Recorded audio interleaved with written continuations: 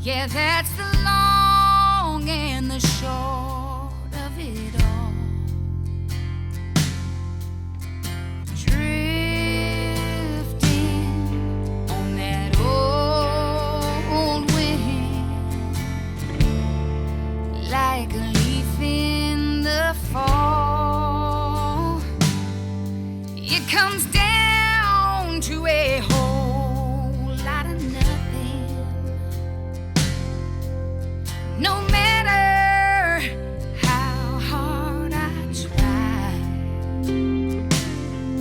you were meant to go down a winding road and leave me behind. So if I can't win for losing, if there's nothing left and you wanna go free, just give me tonight and I'll be alright.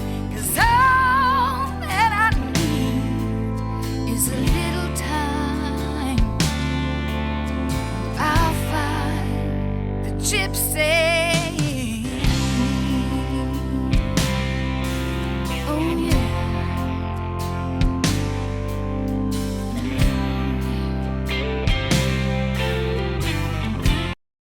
Okay, let's take just a few minutes. This is probably going to be the shortest video all semester. I'm just going to talk about bloodborne pathogens, then the two most common diseases associated with bloodborne pathogens. And it's the two diseases that we're going to talk about is the main reason OSHA has a specific standard on how to protect workers from bloodborne pathogens. That standard is found in 1030, again, the general industry standard, but it also applies. This is one of those standards that we call a horizontal standard, meaning it applies across industries. It's not industry specific. If you work in construction, oil and gas, bloodborne pathogen, the bloodborne pathogen standards do apply. And you may be thinking, well, let me go ahead and talk about the three diseases that are most commonly associated with bloodborne pathogens. HIV, which is the virus that causes AIDS, hepatitis B, and hepatitis C. These are both liver diseases, which we'll talk a little bit more about. Bloodborne pathogens are diseases where the pathogens are transmitted in blood or other bodily fluids. It's not just blood. Many of these pathogens can also be transmitted in other bodily fluids such as saliva or semen, or our body produces a lot of fluids. I don't know about sweat. I don't know of any studies that have looked at. I don't think sweat probably transmits the pathogens, but certainly it's more than blood. Blood gets most of the attention, but other bodily fluids can also be carriers for these pathogens. And these are all three viral diseases. The most common bloodborne pathogen-related diseases are viral diseases. The greatest risk for exposure to a bloodborne pathogen is certainly medical facilities, where operations are taking place, where medical syringes are in use. These types of procedures can result in what we call a Sharp's injury, an accidental cut with a scalpel that may have blood or other bodily fluid on it, or accidentally, maybe a nurse or a doctor or other medical professional accidentally sticks themselves with a hypodermic needle. Those Sharp's injuries can result in the transmission of these bloodborne pathogens, and a lot of the focus within the standard is controlling what we call Sharp's injuries. One thing interesting I learned recently about Sharp's injuries, the most common type of sharp injury that occurs in a medical facility occurs when a medical professional has been using a hypodermic needle, a syringe, They've given the injection, they've drawn blood or whatever they're doing with the hypodermic needle. After they're done with their procedure, they then try to resheath the needle. Hypodermic needle syringes come with little plastic sheaths that fit over the needle. What happens in many cases, the nurse or whoever tries to put the needle of that used syringe back inside that sheath, and they accidentally stick themselves with the needle. So if you end up working in a medical facility, you'll be conducting training and purchasing PPE and implementing other measures to prevent those types of injuries. A lot of other sharps injuries occur with scalpels, needles that have been disposed of improperly. So that's also a big part of the bloodborne pathogen standards, is proper disposal of the instruments that could result in a sharps injury. And that's what we have over here where I just drew the red line. That is a needle disposal container. It's designed so that it makes it almost impossible for someone to be stuck by a used needle. Again, if it's used properly, it does certainly lessen the likelihood that a sharps injury will occur that involves a hypodermic needle. Scalpels that are disposed of, other devices that may have blood or bodily fluids on them, they have to be disposed of using certain procedures that pretty much is spelled out in the bloodborne pathogen standards. Now, I do provide, I'm not talking specifically about the standards. That's not what we do in our program. We're go above and beyond OSHA in a way. But if you would like to look at the specific standards, I've provided links. That index page that I showed you at the very beginning of the unit, you can follow that link and it will take you to the specific standards. Medical waste I mentioned, that's another common exposure, improperly disposed of medical waste. Employers are required to have an exposure control plan. This is part of the standard. Required to implement controls, use proper personal protective equipment, provide training. Medical surveillance may be appropriate in some instances. And hepatitis or Hep B, I started to spell HEPB, it's Hep B vaccinations for workers that have higher levels of exposure for or to bloodborne pathogen incidents. Now, Hep C or hepatitis C is also bloodborne, but there is no vaccine for hepatitis C at this time. Research is ongoing, trying to develop that vaccine. We have the Hep B vaccine, but not the Hep C vaccine. Again, HIV is one of the more common concerns when it comes to bloodborne pathogens. HIV is a virus. It's a virus that leads to a viral-based disease, that disease being AIDS. HIV stands for the human immunodeficiency virus, which weakens our immunity system and makes it difficult for people who have contracted the illness to fight other illnesses, makes them more susceptible to other illnesses. Transmission to humans occurs through bodily fluids, which can occur through a needle stick or contact with a sharp instrument. Sexually transmitted. When AIDS first came into the picture back in the late 80s, early 90s, it was all about sexual transmission. We had to learn that it's more than just a sexually transmitted disease. Many of the early AIDS cases were not sexually transmitted. They were the result of mishandling syringes or other exchange of other bodily fluids. IV drug use. IV drug users are drug users who use hypodermic needles to inject their drug of choice directly into their bloodstream. They had a tendency, at least back in the 80s and 90s, before AIDS became a big deal, they would share syringes. You can't just go into a pharmacy and buy syringes. You normally have to have a prescription to buy syringes. So they were sharing syringes. They may have 5 or 6 men or women sharing the same syringe, which exacerbates the problem with transmission for the HIV virus. As far as prevention, safe sex, which we've all heard about. I'm sure in 8th grade you had the sex talk at your school or with your parents, and that was hit upon. Don't share needles. Probably most applicable to what we will be doing if we work in a medical facility would be the proper handling of sharp instruments. Now, one thing I haven't really mentioned, I wasn't clear enough on that bloodborne pathogens slide. Yeah, we can be exposed to bloodborne pathogens in any workplace. It's not just medical.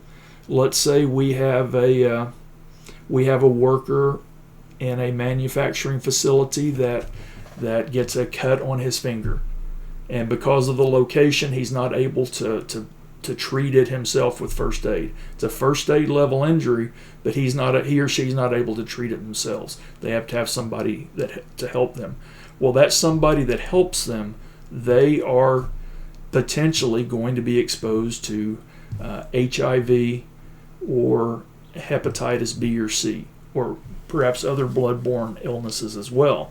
So precautions need to be taken in those instances as well.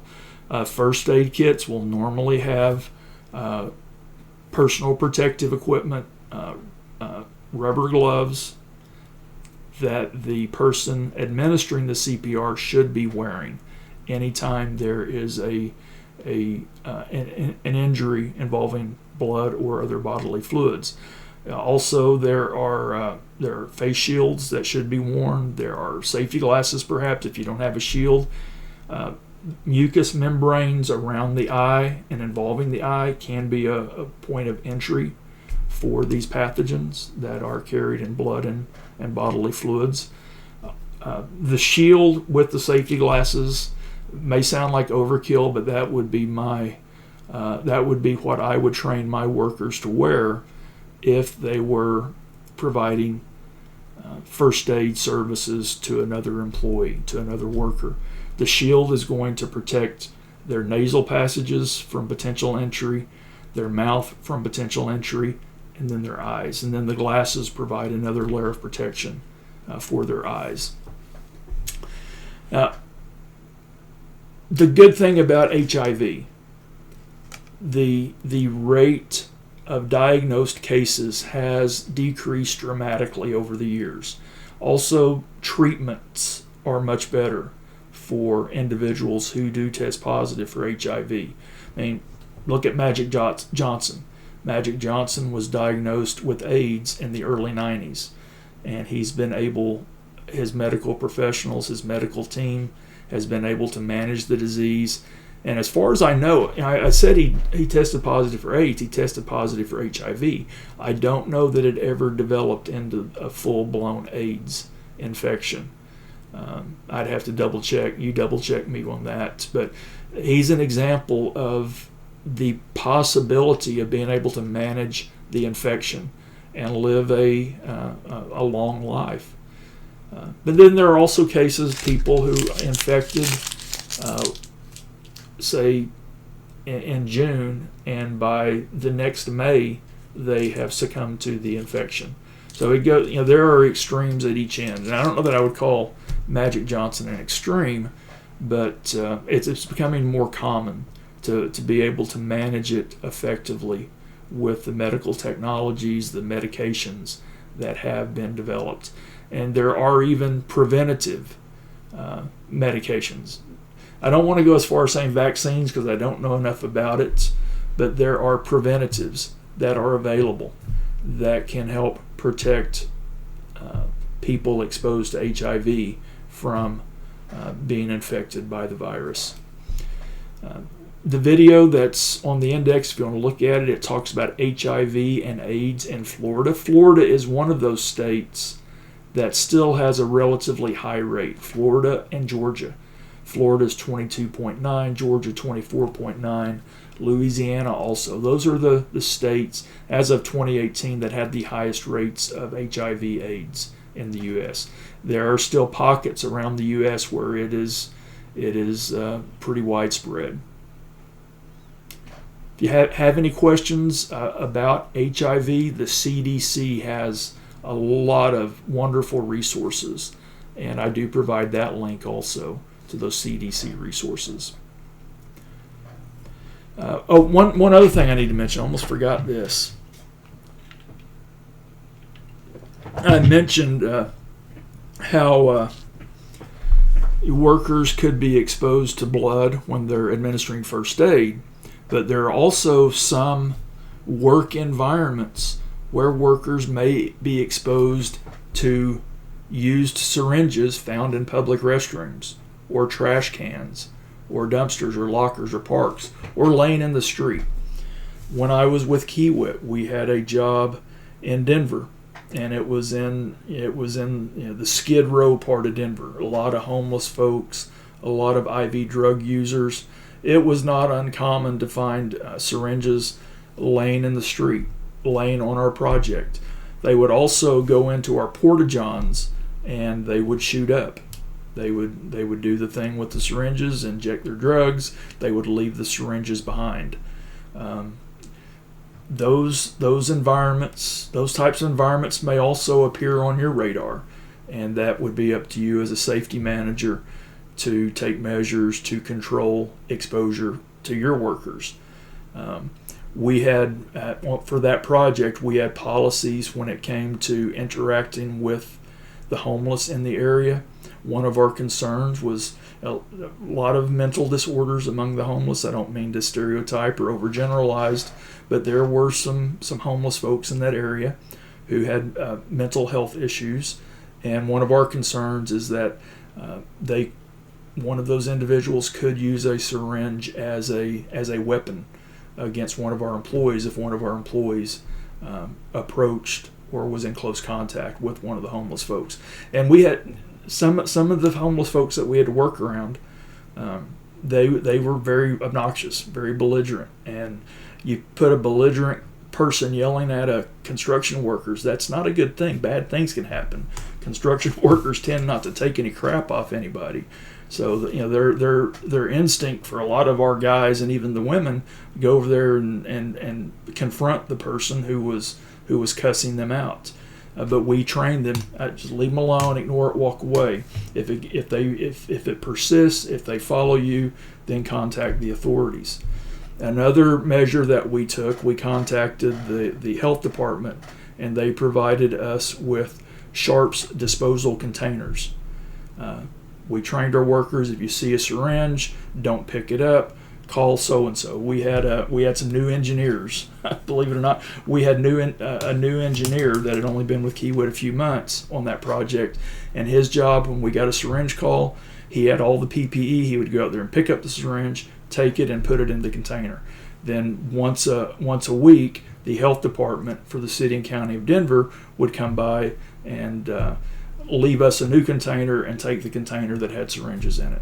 So those are the things you might encounter. It doesn't matter what industry you're in. Doesn't have to be healthcare.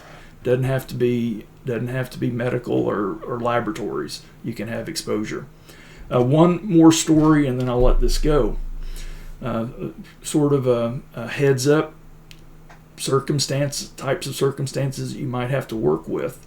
One of our graduates, it's been about 6 months ago, found an employee dead in one of the restrooms at the workplace. There were concerns there. What killed them? Was it a drug overdose? Was it whatever? But they had to proceed cautiously because they didn't know what they might be exposed to if they were to come into close contact with this dead worker. It ended up not being work related. It was a pre-existing condition this worker suffered from that ended up taking the worker's life at work.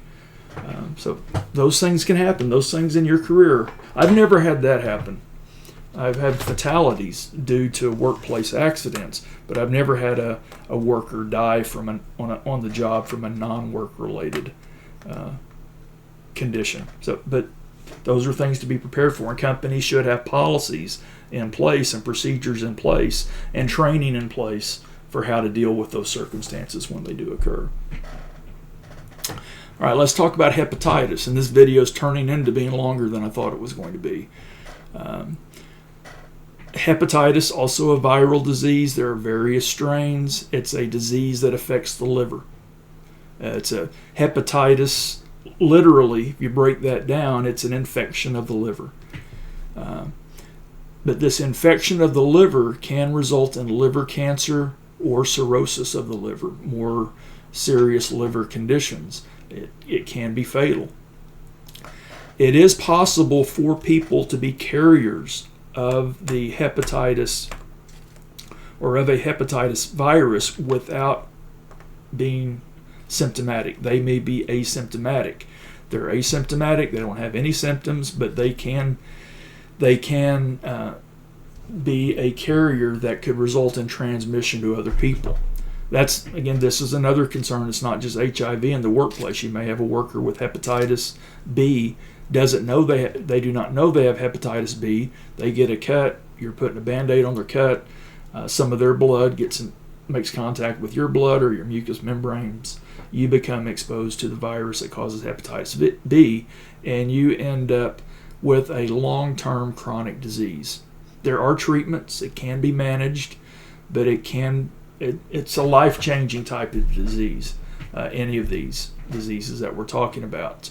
Now, hepatitis A tends to be short-term and may even resolve itself. And its route of transmission is through the fecal-oral route. The hepatitis A virus is found in fecal matter. B and C, bodily fluids, blood to blood. Bodily fluid does include blood. Hepatitis B, there is a vaccine. Hepatitis C, there is not. The other two types are relatively rare in the U.S., so I'm not going to spend any time talking about them. CDC also has good information on that. I love the CDC. It's a great source of information about all sorts of diseases and health concerns. Some common early symptoms, unique symptoms, a yellowing of the skin, a jaundice, and urine that is darker than normal. Now, dark urine can be associated with